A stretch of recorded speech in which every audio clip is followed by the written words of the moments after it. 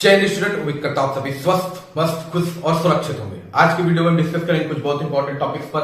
आज हम बात करेंगे पेट 2025 के रिजल्ट को लेके। काफी न्यूज है भाई, रिजल्ट आ जाएगा, कल आएगा, इससे इतनी सारी भर्तियां आएंगी, उस पर हम बात करेंगे। इसके अलावा जेई एग्जाम कोर्ट केस में क्या हुआ है, कब तक एग्जाम हो सकता है, कब तक सुनवाई हो सकती है, सुनवाई हो क्यों नहीं पा रही, उस पर भी हम बात करेंगे। इसके अलावा एक्सरे टेक्नीशियन का रिजल्ट कब तक आएगा, क्या उसकी एक्सपेक्टेड कट ऑफ जा सकती है, ठीक है, कितना नंबर आपके लिए सेफ होगा, किस पर आप कितने नंबर पे आपका क्वालिफिकेशन आपका सिलेक्शन हो जाएगा, इन सब चीजों पर बात करेंगे। उससे पहले चैनल पे जो भी नए हैं चैनल को लाइक और सब्सक्राइब कीजिए, वीडियो अच्छा लगे तो शेयर कीजिए, लाइक कर जरूर कीजिए। इसके अलावा इंस्टाग्राम और टेलीग्राम चैनल में मुझको फॉलो करने के लिए उसका लिंक डिस्क्रिप्शन बॉक्स में मेंशन है, आप मुझको वहां पर फॉलो कर सकते हैं, ठीक है। चलिए चलते हैं वीडियो की ओर। तो सबसे पहले बात कर लेते हैं पेट 2025 की, क्योंकि इस समय इसी से पूरा यूट्यूब भरा हुआ है कि रिजल्ट आ जाएगा, कल आएगा, परसों आएगा। इवन मैंने भी परसों वीडियो बना के आपसे कहा था कि हो सकता है आज से लेके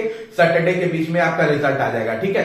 मैंने आपको ऑलरेडी पहले भी कहा हुआ है कि यार, तो जब नवंबर में मैंने वीडियो बनाया था तो मैंने कहा नवंबर के लास्ट वीक में या जनवरी के स्टार्टिंग वीक में आपका देखने को मिल सकता है। तो पूरी उम्मीद है कि सैटरडे तक आपका रिजल्ट आ सकता है इस हफ्ते के, ठीक है। प्रॉब्लम हो क्या रही है कि ये रिजल्ट आता है स्कोर कार्ड के साथ, ठीक है। बच्चे भी इसमें बहुत ज्यादा होते हैं, तो इस वजह से थोड़ा सा टाइम लग रहा है, लेकिन उम्मीद यही है कि फर्स्ट वीक ऑफ जनवरी यानी सैटरडे तक आपको रिजल्ट देखने को मिल सकता है, ठीक है। अब देखिए काफी लोग 15 तारीख भी बता रहे हैं कि 15 तक, तो रिजल्ट जब तक ना आ जाए तब तक कोई लास्ट डेट नहीं है, डेट ऐसे ही बढ़ती जाएगी। बस प्रॉब्लम थोड़ी सी है कि स्कोर कार्ड की वजह से थोड़ा सा ये रिजल्ट डिले हो रहा है, ठीक है। थोड़ा बच्चे ज्यादा है, बच्चों की जनसंख्या ज्यादा है, हर बच्चे का स्कोर कार्ड भी आपका डिक्लेयर करना है, इस वजह से थोड़ा सा टाइम यूपी SSSC इस रिजल्ट के लिए ले रहा है। चूंकि ये बड़ा इंपॉर्टेंट पेट है, क्योंकि 2027 में आपका यूपी का चुनाव है, तो जो भी भर्तियां आएंगी 2026 में वो इसी पेट से आएंगे, पेट 2025 से, ठीक है। इससे आपकी बम्पर भर्तियां आनी है, चाहे आपका लोअर पीसीएस हो, चाहे आपका एएसओ की भर्ती हो, चाहे आपकी लेखपाल की भर्ती हो। ये पेट इतना इंपॉर्टेंट है कि इसमें वो भर्तियां भी आपको देखने को मिल जाएंगी जो काफी साल से आपको बाकी पेट से भी देखने को नहीं मिली है, क्योंकि एक तरह से मान के चलिए एक चुनावी पेट है, ठीक है। तो ये बड़ा इंपॉर्टेंट पेट इसीलिए हो जाता है, और इसीलिए सारे बच्चों को भी इसके रिजल्ट का इंतजार है। थोड़ा सा और इंतजार कर लीजिए। I hope so UP SSSC जल्द से जल्द इस रिजल्ट को जारी करने की अपनी तरफ से तो पूरी कोशिश कर रहा है, जारी कर भी देगा, ठीक है।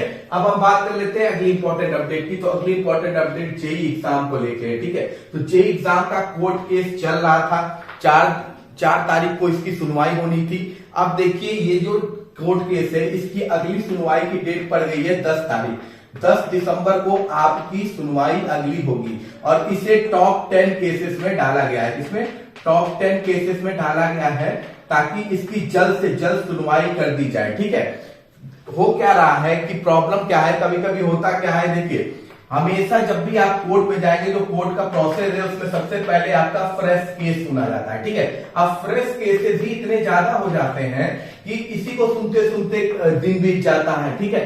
अगर बहुत हो गया तो कोर्ट क्या करेगा, कुछ पुराने केसेस उठाएगा, लेकिन वो केसेस कौन से उठाएगा, जिसमें आपके जो वकील होंगे वो कोर्ट से ऑलरेडी प्रेफरेंस की बात कर रहे होंगे। देखिए बड़ा इंपॉर्टेंट होता है किसी भी केस की सुनवाई में वहां पे मौजूद जो भी आपका वकील है, इसके अलावा जो आपकी तरफ से केस लड़ रही है पार्टी, वो दोनों पार्टी अवेलेबल होना चाहिए, और वो दोनों पार्टी इस केस की जल्द से जल्द सुनवाई चाहती हो तो इस केस को लिस्टेड कर दिया जाता है, और इसकी वजह से इसकी सुनवाई भी होती है। प्रेफरेंस भी इसी वजह से दिया जाता है। जबकि यूपी SSSC जेई के केस में अभी ऐसी प्राथमिकता दिखाने के लिए ना आयोग की तरफ से कोई ऐसा कुछ दिया गया है, आयोग के वकील की तरफ से, ठीक है, जिसकी वजह से ये डेट पे डेट पड़ रहा है। क्योंकि चूंकि आपका जो केस है अब फ्रेश केस तो रहा नहीं है, वो तो फ्रेश केस ना होने की वजह से आपकी सुनवाई का डेट तो पड़ता है, पर जब तक आपकी सुनवाई का नंबर आता है तब तक दिन बीत जाता है और नेक्स्ट हियरिंग डेट मिल जाती है। ऐसे में नेक्स्ट हियरिंग डेट मिलने की वजह से तारीख पर तारीख पड़ रही है, कहा जाता है ना तारीख पे तारीख, इसी वजह से तारीख पे तारीख पड़ रही है। लेकिन थोड़ा सा अगर आयोग अपनी तरफ से थोड़ी सी जिम्मेदारी दिखाएगा तो आई होप सो आपके केस में कोई खास अब दम रह नहीं गया है, क्योंकि सुप्रीम कोर्ट का ऑलरेडी एक जजमेंट आ गया है जिसमें यह कह दिया गया है कि डिप्लोमा ही जेई के लिए प्राथमिकता में है। जेई के लिए अगर प्राथमिकता में कोई है तो वो डिप्लोमा ही है, ठीक है, और बीटेक वाले अलाउ नहीं है जेई भर्ती के लिए। तो ये आपका बस वही हाई कोर्ट में एक बार अगर सुनवाई हो जाती है जज के सामने केस की सुनवाई आपको देखने को मिल जाती है, तो ऑफकोर्स है कि डिप्लोमा वाले केसेस जीतने के चांसेस 99% है। 99% डिप्लोमा के फेवर में ये केस ऑलरेडी जा चुका है। केस में कुछ बचा नहीं है, बस सुनवाई नहीं हो पा रही है। और जब तक इसकी सुनवाई होगी नहीं, तब तक ये मान के चलिए कि आपका एग्जाम कंडक्ट होगा नहीं, क्योंकि आयोग कहेगा कि अभी केस चल रहा है, केस की वजह से हम नहीं एग्जाम कंडक्ट करा सकते और ऐसे एग्जाम में डिले होगा। तो यहां पर थोड़ा सा आपको भी यूनाइट होना पड़ेगा। जो भी आपकी बातें रख रहे हैं वहां पर उनसे बात करनी होगी कि इस केस को ऊपर लाएं, प्राथमिकता में लाएं। ठीक है, अगर प्राथमिकता में इसको देंगे तो आमोनन है कि आपका केस सुनेगा।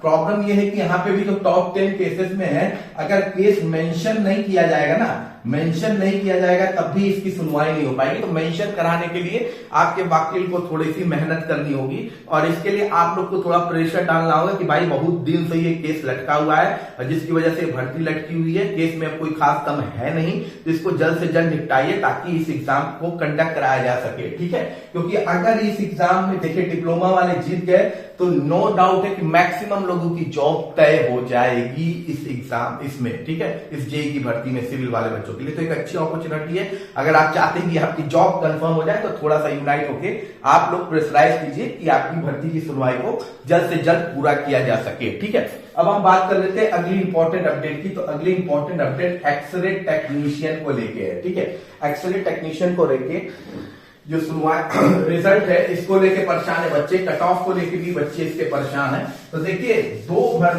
पेट के अलावा दो रिजल्ट जो प्राथमिकता में है, ठीक है, उस प्राथमिकता में है कि दिसंबर में आने के चांसेस है। ठीक है, 100% तो नहीं, लेकिन हाँ मोर देन 50+% चांसेस है। तो उसमें आपका एक एक्सरे टेक्नीशियन है। ठीक है, एक रिजल्ट आपका ऑडिटर का है, ऑडिटर का रिजल्ट, और एक एक्सरे टेक्नीशियन। ये दो रिजल्ट पेट के अलावा दिसंबर में आने के चांसेस है इन्हीं दो रिजल्ट के। अब इसमें से प्राथमिकता किसको दी जाती है पेट के बाद, ये देखना बहुत जरूरी हो सकता है। पेट से पहले भी वो एक दिन पहले ही, मतलब अब फ्राइडे है, आज भी हो सकता है आपका रिजल्ट आपको देखने को मिल सकता है। लेकिन प्राथमिकता में ये दो भर्ती है पेट के अलावा दिसंबर में जिनके रिजल्ट आने के चांसेस है, एक ऑडिटर का और एक एक्सरे टेक्नीशियन का। तो बच्चे वेट कर रहे हैं। देखिए आपकी भर्ती में थोड़ी सी प्रॉब्लम हो गई थी, या आपको भी पता होगा, इस पर काफी लोग वीडियो बनाए भी होंगे कि थोड़ा सा इस पे केस वेस कर बच्चों ने लेटर लिख दिया था। जो डिप्लोमा एक्सरे से किए उन बच्चों ने लेटर लिख के मांग की थी कि जो आपके एमआरआई से डिप्लोमा किए हुए हैं या सीटी स्कैन से डिप्लोमा किए हुए हैं उनको बाहर किया जाए, क्योंकि जो रूल है मेडिकल का उसके हिसाब से वो इसके समान, मतलब क्योंकि जो एजुकेशन क्वालिफिकेशन मांगा था उसमें मांगा था डिप्लोमा फ्रॉम एक्सरे और उसके समकक्ष, और ये दोनों उसके समकक्ष नहीं आते हैं according to the medical rules. इस वजह से उन्होंने एप्लीकेशन लिखा था कि इन्हें बाहर किया जा सके।